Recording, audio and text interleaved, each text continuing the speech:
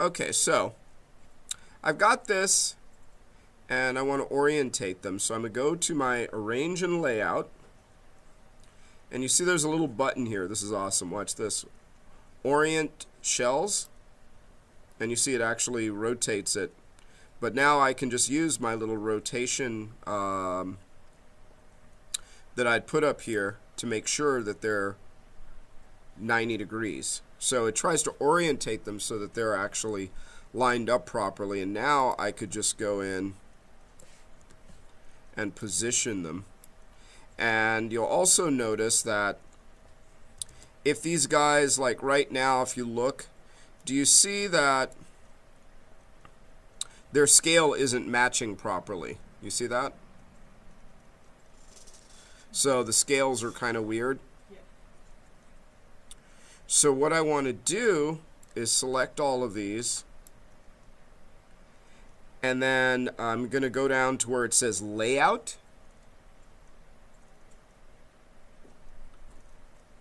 And you'll see it has a little thing that says if you hit Shift left mouse button, it opens up options. So Shift left mouse to pull up my options. And make sure shell pre-scaling is turned on. Preserve 3D ratios.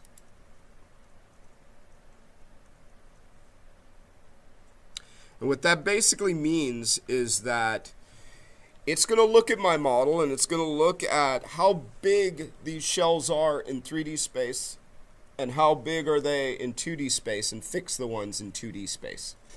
So right now, their scale is inaccurate, and that's why we see it on the model as being like, oh, this one has small little cubes and this one has bigger ones, when they should be consistent. So rather than me try to eyeball it constantly to get it right, I just am going to do this. Preserve 3D ratios. And I also want to give it some frame padding. So let me just crank that. Let's say 8 pixels. 8 pixels for shell padding and tiles. And hit Layout UVs. Watch what happens when I hit it. Boom. And what it should do, oops, let me just go in, I think, actually. Go back in there. Let's not rotate. And it tries to lay things out based off of different settings. But yes, translate. I could even do a pre-shell rotate, but I don't want to. And I think that should be okay. And that one's acting a little weird, which does happen. So it should, most of the time, sometimes it acts weird, it should actually try to scale these so that they're more accurate with each other. But sometimes, yes, you have to help it out. So all the tools that are in there normally work pretty well. Sometimes they will give you a little bit of grief. And you just have to manually do stuff. But you want to go in with the idea that I can actually adjust. Oh, there we go.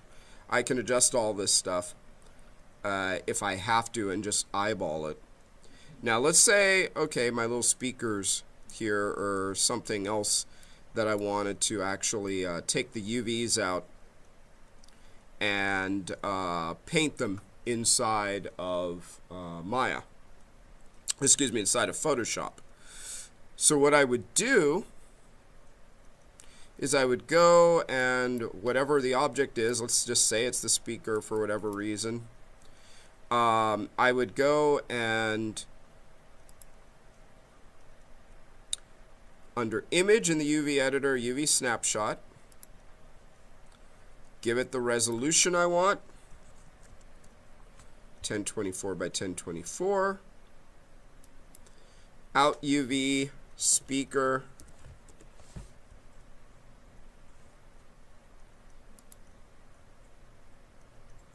JPEG, That's pretty much it. And yeah, 0 to 1. And I might even copy all this so I know exactly where that is coming from. And I hit OK. And it makes that UV snapshot go into the images folder. So that's why it's really good. You always want to actually put your stuff in the right place. Because otherwise, yeah, you're going to have issues. Gonna have some issues.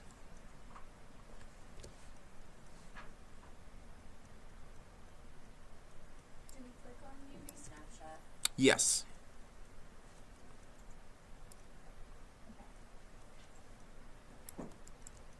Actually, I'm just going to do a little tweak real fast. Okay. I'll just do that again.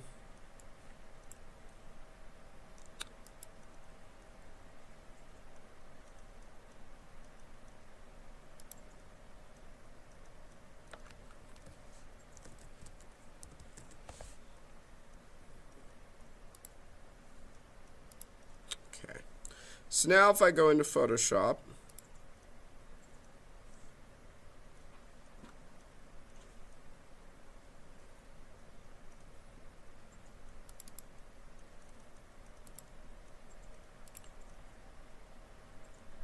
and open from the images folder that image,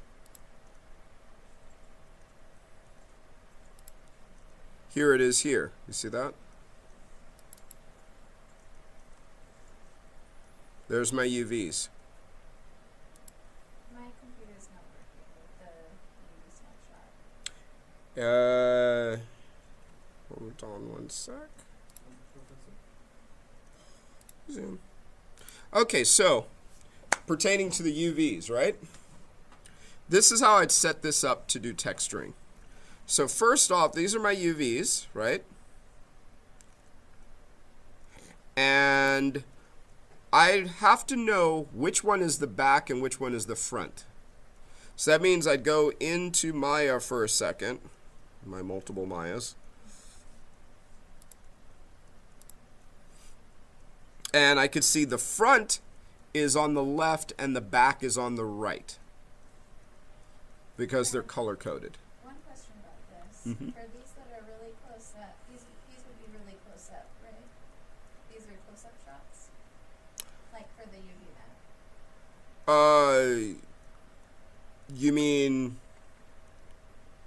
what the you can see the grid for the UV map using this. the grid is just showing you what the texture lays out on. You know, I have to create the texture that'll actually be on it. It's just showing me consistency and stuff like that. Okay. So if I have that, I know this is the front of the speaker, this is the back of the speaker, right? So now I would go in and I would texture based off of that. So in other words, if I went back into Photoshop now, and this is how I'd set it up.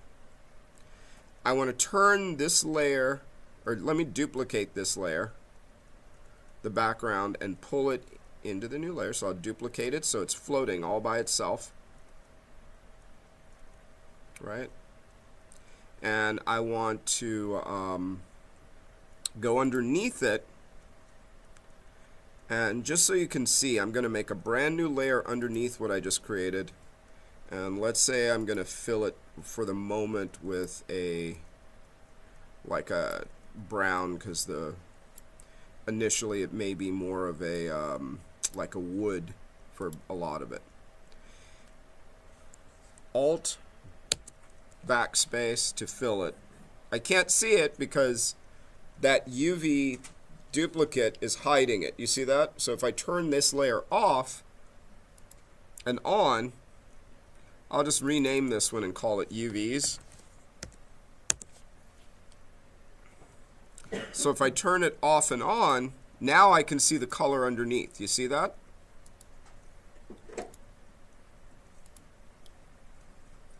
So that's cool, but I need to see underneath it. So that's where we change the blending mode of this UV layer. So we go in our blending modes and we change it to screen. And now I'll lock this layer so I don't accidentally move it or paint on it. So now I can't paint on this layer, I can't move this layer, I can't mess it up. It's locked, and we see the little lock next to it. And I can see the brown that I put underneath it.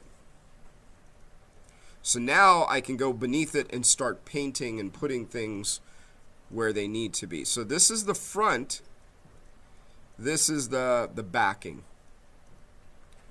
So the front part, maybe I want that to be a like a black kind of felt, you know, like that little cloth that you have in front of the speakers. And so on this layer, I could just do it in separate layers underneath it. That's okay too. And I could actually just make a shape that covers that. Do you see that? And I'm going to fill that with black. And I don't want it just a pure black. That's a little bit boring. So I'm going to add some noise to it. Go into the filter, add some noise. Monochromatic. Maybe tone that down, that's a bit much. Something like that, that's kind of nice. It's a little hard to see, I know, on the projector, but can you guys see that a bit? So I have this noise to give it a little bit of texture to it, which would be also really nice if I made a specular map for that, because then lighting would catch those little speckles going across it, right? So, and if I wanted to be really fancy schmancy, I could actually frame this. So like maybe there's a metal frame or something, not that I would, but just so you can kind of see. And I would use this as my template. So if I know this is the front, these are the sides, then I would actually make a frame for that inside of here. Does that make sense? So now I like that noise, we'll keep that. And now on this side, let's say I wanted this to be wood, right? So,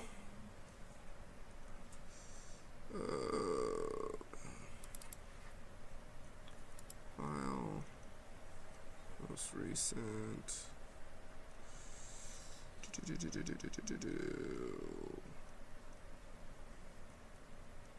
Let's try this one. Oh, jinkies. That's what happens when you have multiple hard drives. You know what? I will just make the wood real quick. If I already have a texture, this is the time I could bring it in. So I could actually open up a texture. I think let me just see.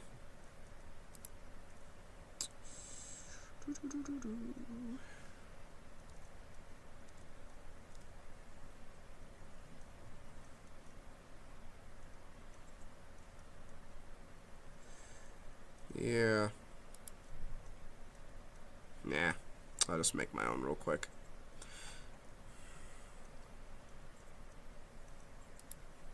So I'm just going to make a quick wood to put on this. So you guys can see. So I take make another layer. And I'm going to actually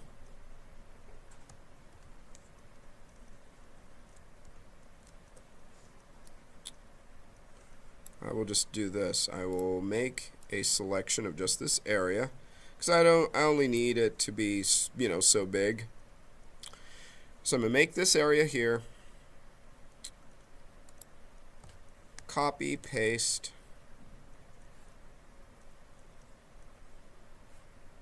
Or better yet, I'll show you how this works. I'm going to fill it with white. We can't see the little background because our outlines are white, but that's okay. And I'm going to first add some noise. I'll show you how to make a quick wood texture from scratch. Add some noise. I'll crank it up a little heavier just because it'll be easier to see on the projector. I'm using Gaussian monochromatic noise.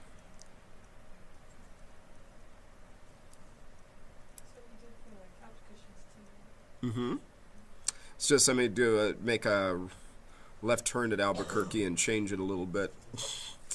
So we're going to now do a motion blur like we did last time. So blur, motion blur, but this time we have a different intent. We want to turn this not into a fabric but into wood. So I'm stretching it out, and how much I stretch it out depends on how I want the grain to be.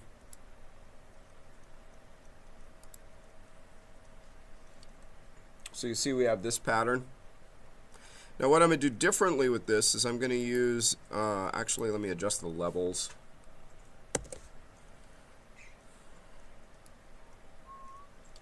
Can you guys see that okay?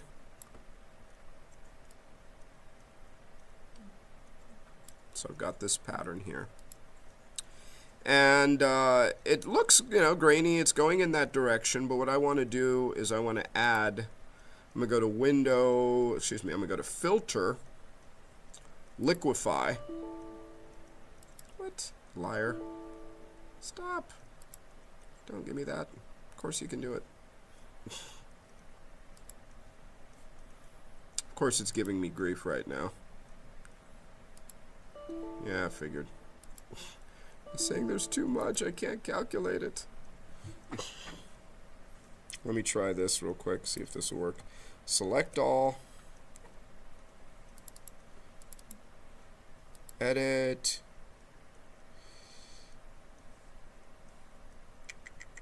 Copy merged. Paste. So I basically just flatten the image for a second to see if that'll help it. It's just having some issues, that's all. Yeah, it's having issues. I probably just have too much stuff open. It's going, I can't do it. Let me close this other.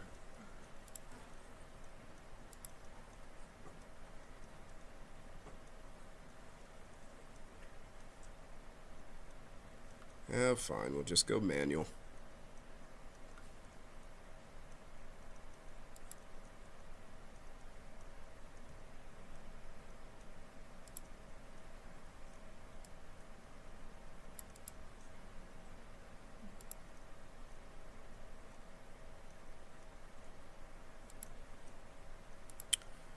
Ah, the wonders.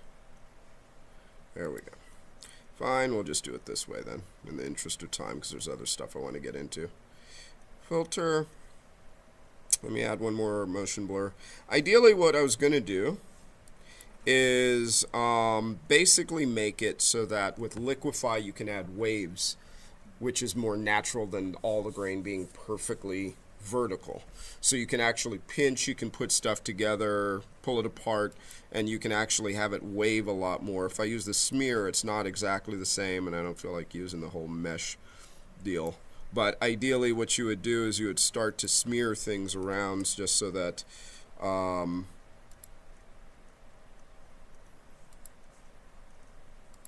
it would actually make a lot more sense, but that's okay. We'll just cope. So, yes. So it's a little bit off topic, but with this, when we're making a texture, if we wanted to add bumps, you have to, we have to use white and black, correct? White and black for the layers and the filters? Yes. Yeah, for bump. 50% gray is flat. White bumps up, black bumps down. So I'm just going to do this. Fair enough. Okay, and then for that, when you're making a UV map and applying the bump map to it, you would change the colors. You'd have a color map and you'd have a bump map. And those two would be separated.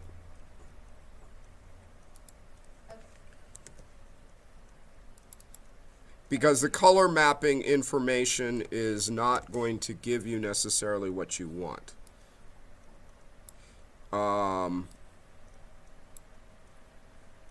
If I have a shadow or something weird on there, then it's going to pull it out, and I actually don't want that. Like, if I have a brick wall that has black graffiti on it, I don't want to turn that image into a bump map, because the graffiti is going to look like it was painted with acid, and it's going to bump in wherever there's black letters.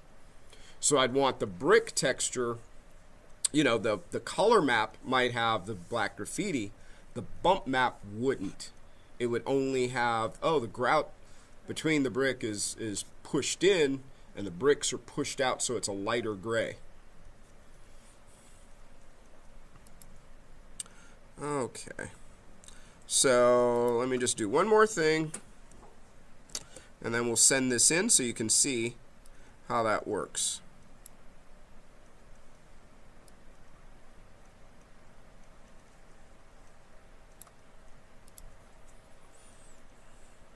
Okay.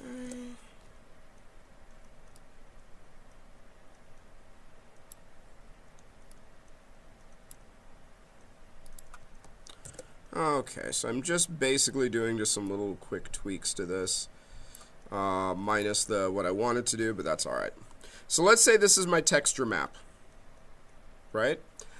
Before I save my texture map, I make sure to turn off my UVs. So turn off the UVs layer, because otherwise, when you save it out, guess what? It's going to have the UVs wireframe on top of it, which you don't want to have.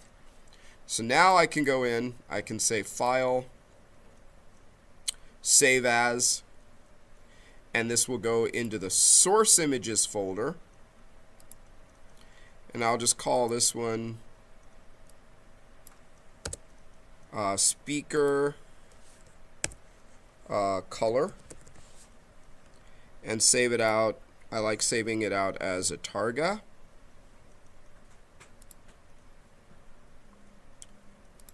And I'm going to save it not as 24, or not as 32 bits, but 24 bits, because I'm not using the alpha. I only do 32 if there's an alpha channel, an area that I want to punch a hole in or see through. So now I go back in, and I say, yay, that worked. And I go to my speaker, I right click on it, assign new material. I'm going to use a, because I'm rendering with Arnold, I'm going to use an AI standard.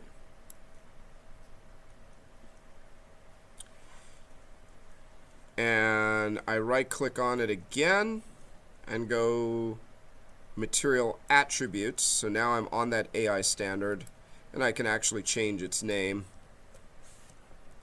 Speaker matte. And under diffuse color is where I put the color map. Click on the little checkerboard. We want to bring in a file, and it's asking us what the file is. It's speaker color. Hit oakley dokley, and then bada boom, there it is. So I've got my speaker in there. I can isolate it so you can see it. See?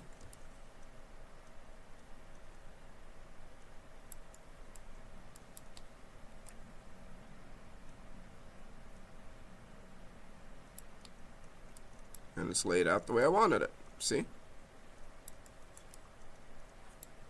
So that's the process of, like, I make the UV snapshot. If I'm going to work in Photoshop, then I bring it in, and then I set that up. Save out the image without the UVs turned on. Bring it in, assign a new material. And now I can apply, because I have two of those speakers. I could just go to the other one, select it, right click and say assign existing material. And I'd find, up there it is, speaker matte, and bada boosh. Oh, that's funny. That one's inverted. Why is that inverted? I think I changed the speaker, changed the UVs on it. That's okay. This is what we do. Say goodbye to you. Select this one, dupe it, and just bring it on over. Don't spend time trying to make something work when you can actually fix it a lot faster just by duplicating. See? And don't UV map the same object over and over again. So if you have one can or one thing that you're going to have several of, one book or whatever, just UV map one and then duplicate it several times. And just put a different texture on it if you have to.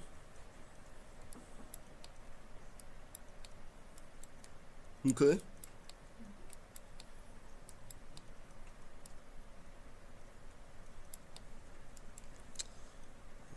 Save that one before it cancels out. Stop.